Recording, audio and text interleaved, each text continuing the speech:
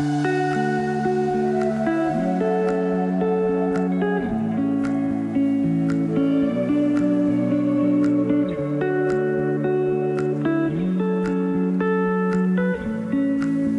¿qué tal? Bienvenidos y bienvenidas a Habla Psicoanálisis, un espacio para conversar sobre psicoanálisis con palabras sencillas.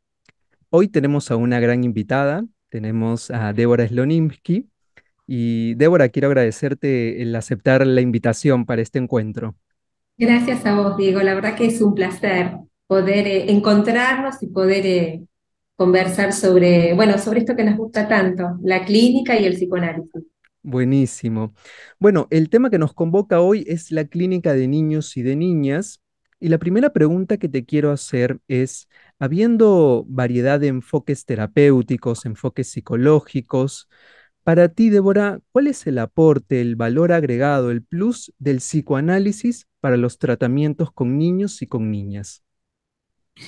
Retomando un poco lo que estuvimos conversando como una introducción, creo que el psicoanálisis es una oportunidad para poder preguntarnos acerca de qué le pasa al niño y poder acompañarlo desde el jugar a, a una constitución y a una construcción de su constitución subjetiva. ¿Qué es esto que estoy diciendo?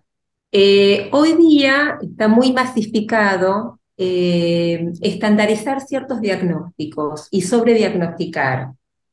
Entonces, habitualmente escuchamos siglas que nos hablan de TEA, de TGD, de trastornos masivos, generales, donde lo que no se encuentra es la singularidad de cada niño. Con esto no estoy en contra de que uno pueda diagnosticar y hacer una divisoria de aguas, ¿no? Porque también uno necesita un diagnóstico, también para una interconsulta muchas veces, por lo menos en mi área, poder contar qué es lo que uno evalúa y uno ve con un niño, poder contárselo a un pediatra, a un neurólogo, a una escuela. Entonces hay cierto lenguaje en común que ciertos criterios diagnósticos ayudan a aunar ciertas ideas. Pero esto es como la punta del iceberg. Eso poco nos habla de la singularidad de ese niño. Y creo que el psicoanálisis, desde sus dispositivos, habilita a, a que ese síntoma, si es que lo hay, porque a veces hay síntomas y a veces son niños que están en plena construcción, que hay que armar un psiquismo, Mm.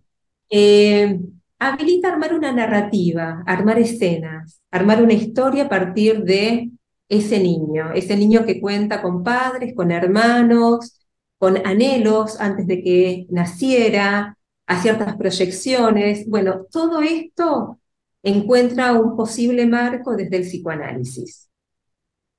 Buenísimo. Me quedaba pensando en esto que recién Sí. dijiste de armar una narrativa y pensaba en el cómo. Y me Mm, transportaste a una experiencia que tuve hace algunos años conversando con una profesional de otro rubro, no vinculada ni a las ciencias de la salud, ni a la psicología, ni mucho menos. Y ella hizo una pregunta inocente pero importante, que es, los niños van a jugar al consultorio. ¿Qué pasa con el juego?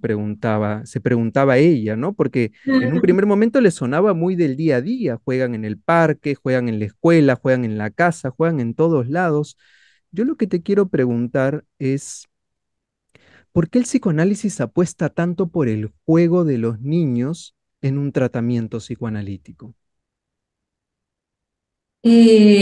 Haría como la distinción, ¿no? Que un poco la hace Winnicott también cuando habla del juego y del jugar, ¿no? Que tal vez en inglés es más fácil de tomarla, ¿no? Game y Y play. play. Eh, Uno puede tener también sus diferencias respecto de esto. Digamos que el juego habla ya como de un sistema un poco más acabado, ¿no? Un sistema de reglas que también es muy importante porque nos habilita una legalidad, ¿no? Muchas veces uno juega con un niño es que pueda tomar ciertas reglas, si bien al principio arma las propias, pero digamos las reglas habla de una convención que nos liga a otros. El jugar es la materia princeps, es la actividad princeps con la que los niños van constituyendo psiquismo. El problema es cuando el niño no juega. No Mm, es tanto a qué juega, porque el jugar se va construyendo, es una pura construcción. Jugar puede ser cualquier cosa puede ser jugar, puede ser desde algo que uno escribe, desde una tonalidad, desde una repetición de una palabra. El ejemplo claro es cuando a un gran niño se le regala un gran paquete con un juego muy sofisticado y el niño empieza a jugar con el hilo del paquete, ¿no? Entonces el jugar está dado en una actitud, ¿no? Donde hay algo ahí conmovedor, yo diría. mm, Eso tiene que ver con el jugar. El niño juega y el analista juega, o por lo menos esta es la dirección de la cura, como yo tomo el psicoanálisis con niños. En la medida que el analista se habilita a jugar y a poder leer ese jugar con el niño, hay un psiquismo que tiene posibilidad de ir construyéndose, o mm, hay un síntoma que puede ir narrando qué es lo que a ese niño le pasa. Porque puede haber dos niños en el consultorio con un mismo síntoma, por decir enuresis, por ejemplo, y sin embargo, la enuresis de un niño no habla exactamente de lo mismo que la enuresis de otro niño, ¿no? Entonces, es dar lugar a que a ese síntoma cuente, y cuente en transferencia, esta es la diferencia. No es lo mismo jugar en el jardín, no es lo mismo jugar en casa. Jugar con el analista hay una mirada muy particular y hay un Justo sobre vínculo. eso te quería, para que lo puedas ampliar un poco más, ¿qué sería este jugar en transferencia y por qué le Mm. damos tanto peso? Bueno, digamos que la transferencia es un gran descubrimiento de Freud, ¿no? Es un pilar freudiano, es un pilar del psicoanálisis, ¿no? Acerca de cómo el paciente va actualizando ciertas problemáticas en este vínculo con el analista. Mm, Con los niños, esa transferencia sucede en el juego. Por eso uno habla de juego en transferencia. Entonces, a ver, doy un ejemplo clínico, ¿no? ujú, Hace varios años atrás, yo atendí un niño que me había pedido para jugar al Monopolis, es este juego de las propiedades, ¿no? ujú, Yo ese juego no lo tenía. Entonces él me dijo, yo quiero jugar al juego de la cárcel. Bueno, muy bien. Entonces yo fui a una juguetería y pedí el juego de la cárcel, pero nadie me trajo el juego de la cárcel porque no sabían a qué me estaba refiriendo. Entonces yo lo vi en un estante que estaba el Monopolis, que es el mm, juego comúnmente entendido como el juego de las propiedades. Y que uno de los casilleros del Monopolis, como una prenda, es o visitar o estar en la cárcel. claro.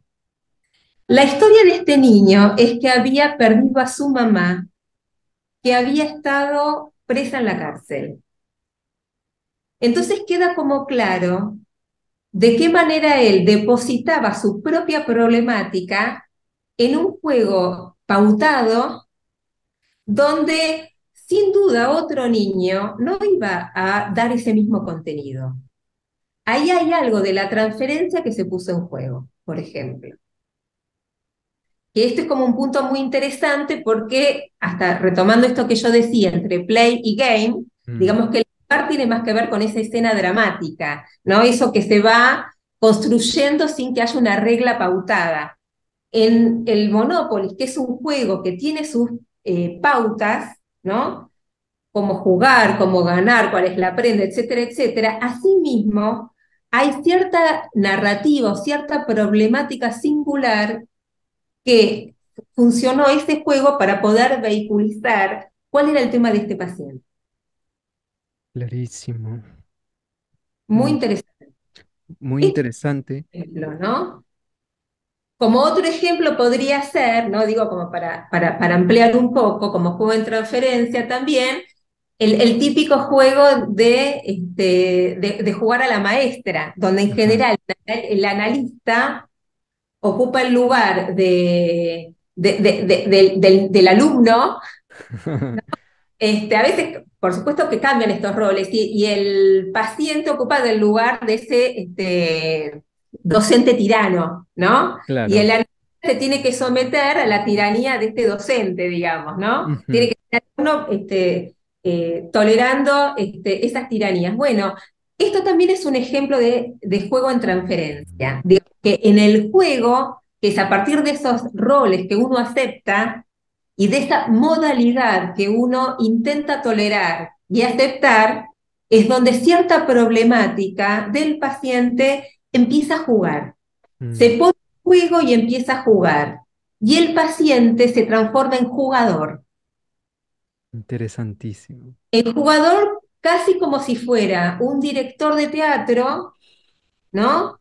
Que va marcando qué primero, qué después. Entonces, aquello que muchas veces vive de manera pasiva o que la vive y que le cuesta poder nominar qué es lo que le pasa, en el juego puede empezar a montar una escena dramática donde algo de esto empieza a elaborarse. Qué importante eso que estás diciendo, porque te escucho y me haces pensar que de alguna manera el analista lo que hace es generar un terreno fértil para que se pueda dar el juego con todas estas características que acabas de mencionar y que permita, por supuesto que el caso por caso, pero que permita ser una experiencia de elaboración para el niño. Me quedaba pensando en eso, ¿no? El analista como alguien que genera condiciones para que el juego pueda constituirse, para que pueda darse. Vos sabés que, de acuerdo con lo que hablamos el otro día, apenas miré un poco el libro de José Valeros, El Ujú, jugar de analista, ¿no? ujú, Donde él habla del estado mental mm, el analista para que el juego suceda, ¿no? Y vos nombraste también la palabra experiencia, ¿no? Digamos que uno habilita un ambiente facilitador, si uno tomara términos winnicottianos, para que la experiencia haga su curso. mm, Hace falta un espacio y facilitador y potencial, siguiendo con Winnicott, para que esto suceda. ujú. Esto sería Y una línea.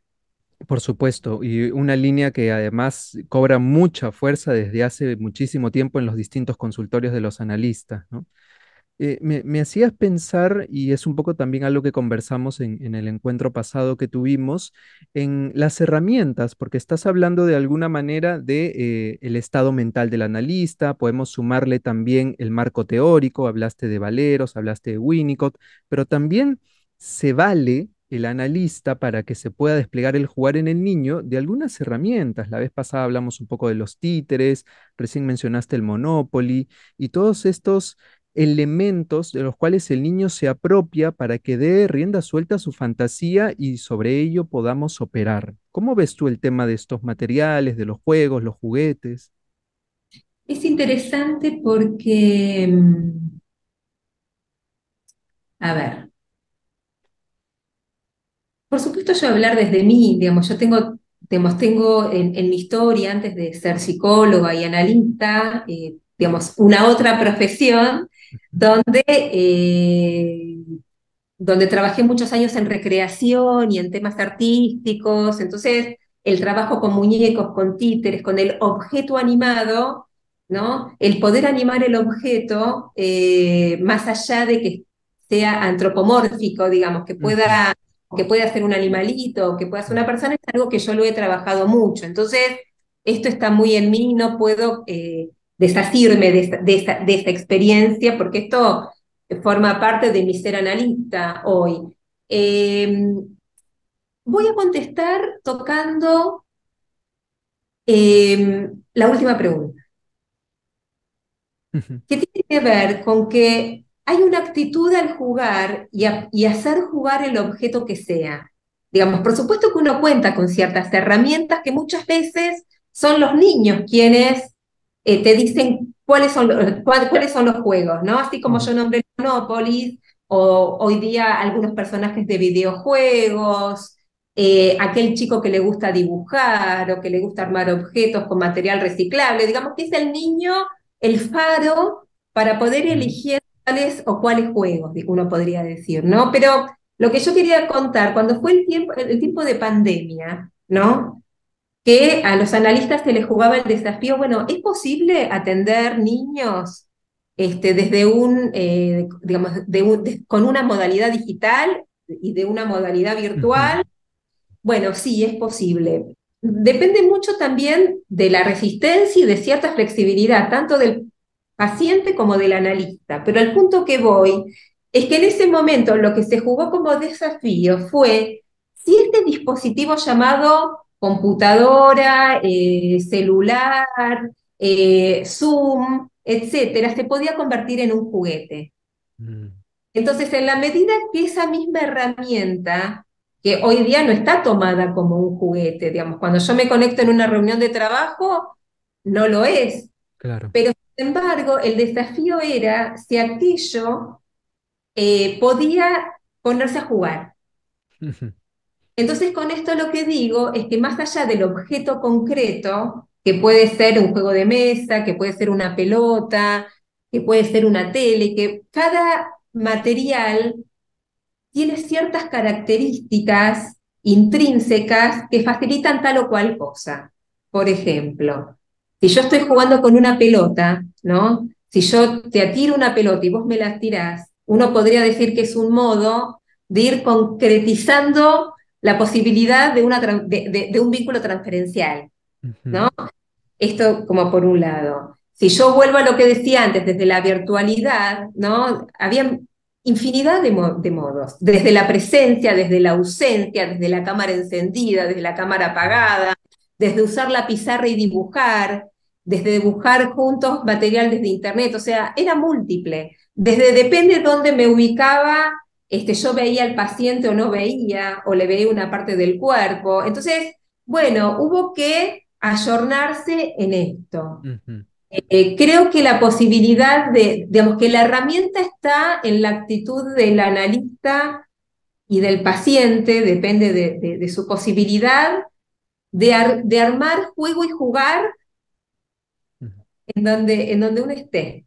claro. Los ritmos, ¿no? Tengo como el recuerdo de un niño con mucha dificultad para hablar, que puede decir poquitas palabras. Entonces empezar a jugar con la repetición de esa palabra y empezar a armar como una canción, pero no es que uno eso lo piensa, bueno, yo hoy voy a hacer No, esto con este paciente, no, no, no. es en la escena lúdica que se plantea en ese momento. Ujú, ujú. Y Pensaba en ahí uno eso. va armando ese tejido, yo diría como un tejido lúdico.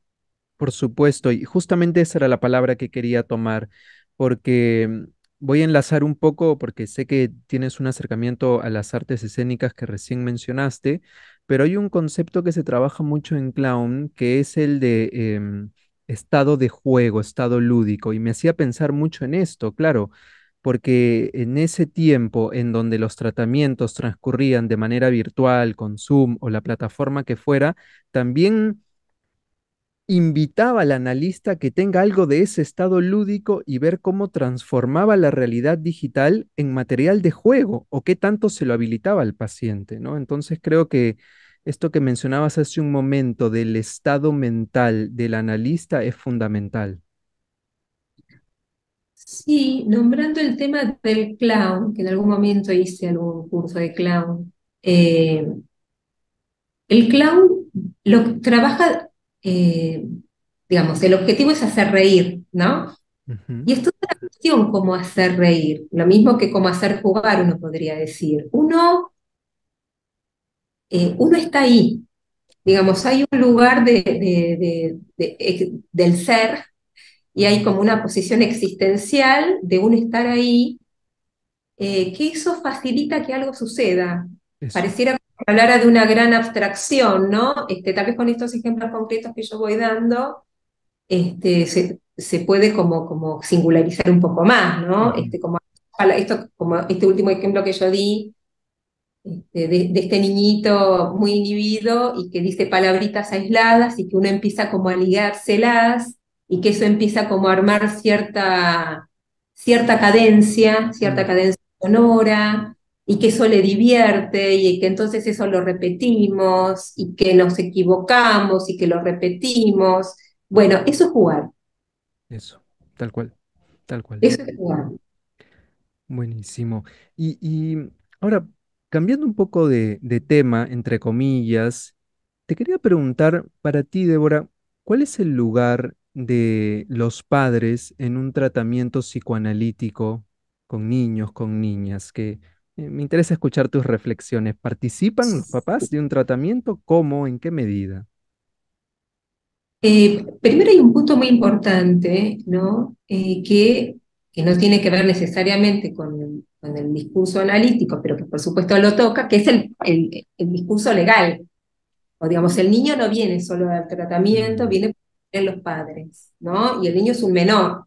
Entonces ujú, ahí está tocando un tema jurídico que también uno como analista lo que tiene que tomar en cuenta, no es lo mismo tampoco si los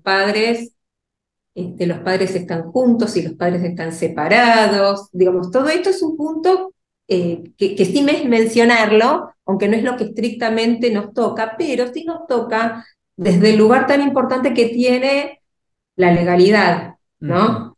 Entonces esto hay que ponerlo, uno trabaja con los padres que ese niño tiene, eso. y hay padres con los que es más fácil trabajar que con otros. Tomando otra autora, ¿no? Que toma bueno, que el niño es el síntoma de ese efecto parental, ¿no? Entonces, depende de cuál es el lugar que ese niño ocupa en esta pareja parental, uno este, tendrá ciertos datos, ¿no? Y sabrá cuánto puede o no trabajar con estos papás. A ver, como para dar datos concretos.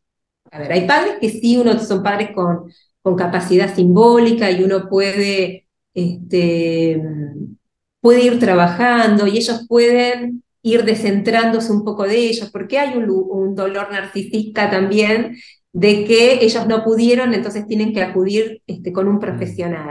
Se hacen A lo- pregunta, digamos. ¿Cómo, Se hacen perdón? pregunta, se hacen pregunta. Claro, bueno, si hay pregunta estamos en un buen terreno.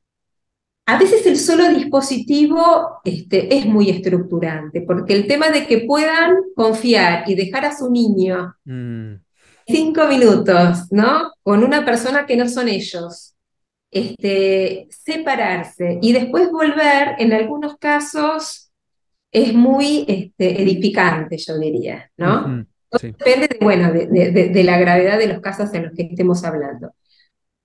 Em, y a los padres hay que escucharlos y comprenderlos. Eh, Porque a veces, y más cuando uno trabajó mucho en instituciones, ¿no? En estas charlas de pasillo, siempre Mm, está en un lugar donde uno sería mejor padre que los padres que le tocó al niño que le toca a uno atender, mm, ¿no? Y los padres que le tocaron son los padres con los que uno tiene que trabajar, hay padres más sencillos que otros. mm, sí. Este, y que a su vez esos padres también en algún momento fueron niños, entonces hay que ver qué problemática infantil a veces se pone en juego en estos padres y que de alguna manera queda actuado en el niño, ¿no? Ujú, ujú, Pero bueno, el niño a veces, a ver, a veces hay niños con mucha dificultad psíquica y los padres a veces nos aportan una cantidad de información que a veces muy gradualmente uno puede ir armándose un escenario y hay algo de esto que después se pone en acto en el juego con el niño. ujú, ujú. Pero yo trabajo con los padres. Me dejaste pensando en que importante, y creo que esto es algo muy del psicoanálisis también. No digo que otros enfoques juzguen, no, pero sí digo que hoy en día ser padre es de alguna manera someterse a que la cultura te bombardee de juicios. Esto hace un buen padre, esto hace un mal padre. En redes sociales, esto es lo que tienes que hacer, esto es lo que no tienes que hacer. Y pensaba en que todo digamos, esa dinámica de juzgar a un padre, de juzgar sus acciones, no ayuda a que el padre se pueda sentar a pensar a su hijo. Entonces, ¿por qué digo que esto es algo muy del psicoanálisis? Porque en el psicoanálisis llegan los padres también a pensar a sus hijos. Y por eso es muy importante también la actitud del analista de recibir lo que traen los padres y sobre eso poder entrevistar, poder marcarles alguna pregunta que a lo mejor nos estaban preguntando antes. ¿Qué nos puedes comentar tú sobre esto, sobre esta posibilidad de darle a los papás la oportunidad libre de juicios de que puedan pensar a sus hijos, que puedan pensarlos? Sí. El objetivo. Mm, Ese es el objetivo. El objetivo del psicoanalista no es un objetivo pedagógico, mm, eh, no es el analista, digamos, el analista puede marcar ciertas indicaciones, pero los padres van a hacer lo que esté al alcance de hacer, ¿no? Digo mm, situaciones concretas, como por ejemplo, que hoy está muy en boga el colecho, digamos, y hay mucha mm, literatura hoy, por ejemplo, sí. a favor del colecho, entonces es importante que los padres lo puedan contar y uno ir trabajando, en este caso, por ejemplo, ¿qué se pone en juego en los padres? Que les cueste esa separación de los hijos, porque si uno como analista se pone en un lugar de orientador, Mm, sábelo todo, y les indica a partir de hoy no lo mm, van a sostener mucho no, tiempo. no. ¿No? O sea, en todo caso ahí lo que opera es la sugestión, pero no un trabajo analítico. Ujú. Y habrá que ver por cuánto tiempo opera esa sugestión también. Claro, entonces es un trabajo artesanal con mucha Mm, paciencia, ¿no? Hay otra bajada que se está dando ahora de armar de favorecer ciertos desprendimientos de modo respetuoso, ¿no? mm, Desprendimientos llamo a control de esfínteres, por mm, ejemplo, o retomar el colecho, el dejar la mamadera, etcétera, etcétera. Y ahora voy a contar una experiencia simpática. A veces se confunde como un desprendimiento respetuoso con demorar separaciones y duelos, claro.